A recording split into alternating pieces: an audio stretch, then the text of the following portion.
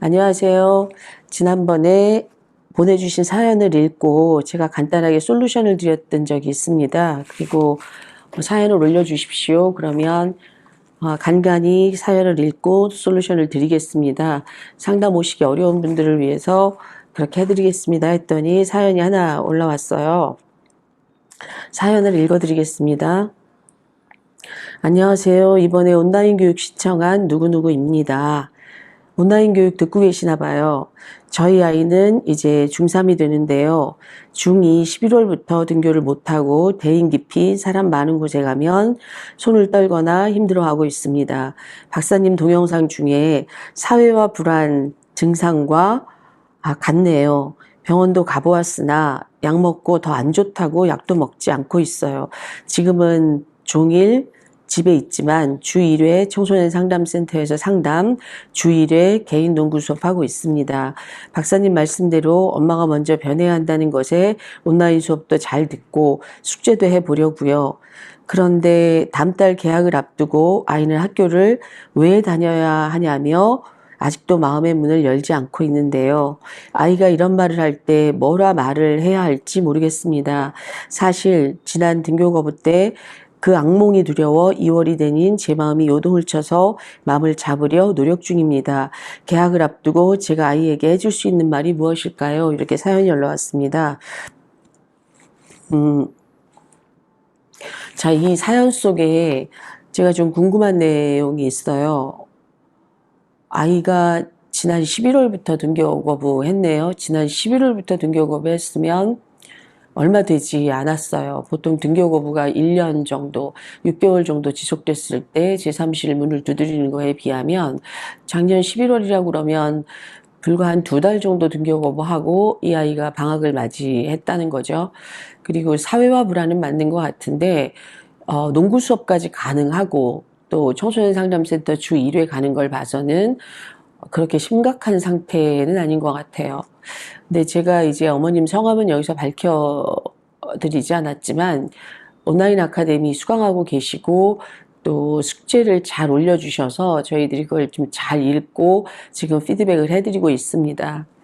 근데 이 어머님의 온라인 아카데미 숙제 제출한 내용을 보면 지금 극심하게 자기 자책에 빠져 계시더라고요. 이거 다 내 잘못인 것 같아요. 다 이거 제 탓입니다. 이런 자기 자책에 빠져 계세요. 그러니까 그 괴로움이라는 건 이루 말을 할 수가 없겠죠. 그래서 참 안타깝습니다. 왜냐하면 이거 다 내 탓이야. 내 탓이야 이러기는 하는데 어떻게 해야 되지? 이 방법을 모르고 계시는 거니까요. 너무 안타까운 거죠.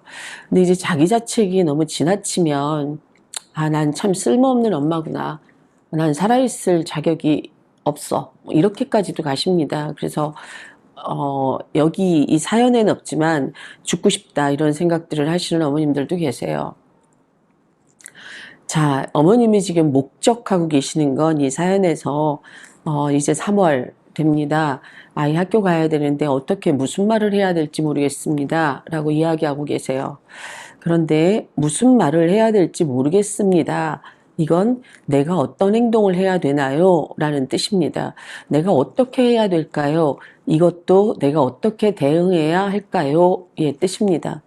무언가를 자꾸 하시려고 하거든요. 뭔가 좀 최선의 어떤 방법이 있을까? 최선의 행동은 없을까를 고민하고 계시는 거예요. 그런데 이런 고민, 당황스러움, 그리고 난감함, 이런 심리적인 상태로 아이에게 무슨 말을 한다 한들 아이가 이 말을 받아들일 수 있을까요? 제가 항상 말씀드리는데 엄마들이 어떤 말을 할 때 꿍꿍이를 가지고 얘기하고 있다는 걸 아이들은 다 알고 있습니다. 너 이제 3학년이야. 1년만 다니면 중학교 졸업이야. 어떻게든 좀 견뎌봐. 뭐 이런 말을 하면 여기에 아이들은 어떻게 반응하냐면 내가 얼마나 힘든지 엄마는 알아? 이렇게 반응하죠. 그러나 이 말조차도 아이들은 입으로 내뱉지 않습니다. 자, 환경이 어떠한지가 너무 중요하겠죠. 근데 저는 그거보다 여기서 지금 궁금한 게 작년 11월에 사회화 불안이 갑자기 시작됐을 리는 없어요. 이 아이가 기본적으로 가지고 있는 불안 성향이 있었을 거고 이 아이가 평상시에도 뭔가 사람들을 만났는데 어려움이 있었을 거라는 게 제 생각입니다.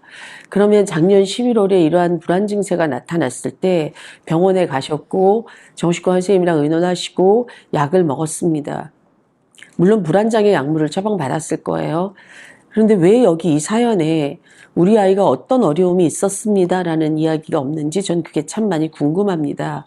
어머님은 지금 3월 달에 아이를 학교를 보내야 되겠다 이런 생각을 하시기 전에 작년 11월에 무슨 일이 있었을까? 우리 아이에게 어떤 사건이 있었을까? 그리고 그때 우리 아이는 나에게 무슨 말을 했었을까? 그걸 잘 기억해 보십시오. 아이가 어느 날 어제까지 학교를 잘 갔는데 오늘 나 학교 안 가. 이렇게 시작이 된 게 2달이 지속됐다. 정말 대수롭지 않은 일이었다.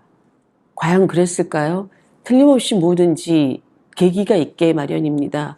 근데 어머님은 지금 학교 이야기를 하기가 급급해서 이 아이가 무엇 때문에 이렇게 심리적으로 무너졌는지 알아보실 여유가 없으십니다.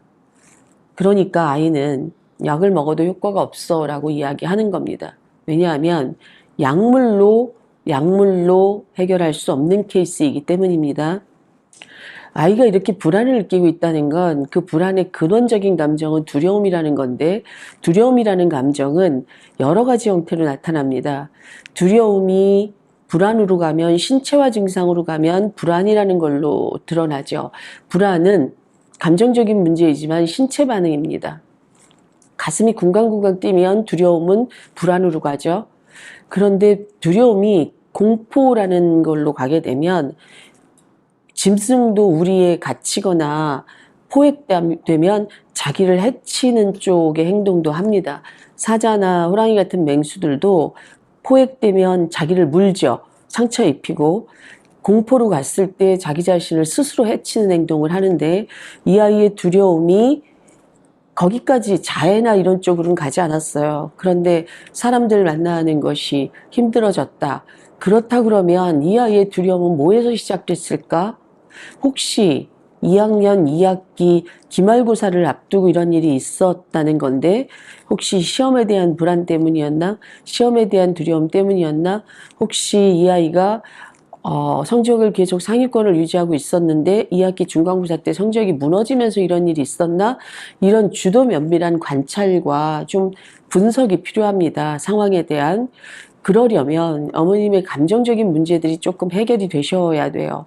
똑같이 지금 어머님도 불안하시고 어떻게 해야 될지 몰라서 쩔쩔쩔쩔 매고 계시고 어머님의 상태도 불안이십니다. 어머님의 상태도 두려움이시고 그리고 어머님은 이제 이 두려움을 넘어서서 자기 자책하시고 자기 비난하시고 다 내 탓입니다. 이러고 계십니다. 자, 이런 상태에서는 객관성을 유지하기가 어렵죠. 아이를 보면서 있는 그대로 바라보기가 어렵습니다. 왜냐하면 내가 너무 두려우니까 그 두려움이라는 감정을 투영해서 아이를 보니까요. 자, 여기에서 대화라는 게 과연 정상적으로 이루어질 수 있을까요? 정상적인 대화가 어렵습니다. 그래서 이 케이스는 가장 먼저 하셔야 되는 게 어머님의 감정이 자기 자책에서 벗어나셔야 한다는 거에 초점을 좀 맞추십시오. 이미 내 잘못이야 라는 걸 아셨습니다. 그러면 그 잘못을 반복 안 하시면 되는 거지 과거에 이게 내 잘못이야 한다고 해서 해결되지 않습니다. 최대한 마음의 평온함을 찾을 수 있도록 호흡을 하셔도 되고 명상을 하셔도 되고 좋은 책을 읽으셔도 되고 기도를 하셔도 되고 그렇게 내 마음을 좀 먼저 다스리시고 내 마음이 좀 진정되고 나면 호수가 좀 잔잔해지고 나면 그 호수에 얼굴을 비쳤을 때 얼굴도 볼 수 있을 정도로 그렇게 호수가 맑아지죠. 내 마음이 좀 먼저 진정되는 게 우선입니다. 그리고 나서 진정된 상태에서 아이를 바라보셔야죠. 아, 작년 11월에 무슨 일이 있었나? 이런 일이 있었구나. 아이가 나한테 얘기했는데 내가 그걸 모른 척 했구나. 내가 대수롭지 않게 넘겼구나. 대개의 경우에 다 이렇습니다. 그때 그런 일이 있었는데요. 제가 참 별일도 아니야. 이렇게 넘겼습니다. 그 일이 이렇게 커질 줄 몰랐습니다. 이렇게 얘기들 하시거든요. 그러니까 작년 11월에 무슨 일이 있었나 먼저 생각해 보시고 그 일이 우리 아이에게 얼마나 힘든 일이었는지를 생각해 보셔야죠. 그래야 아이에게 공감할 수 있죠.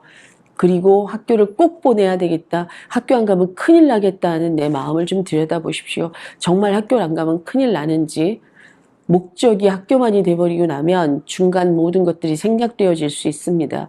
학교를 조금 던져 놓으십시오.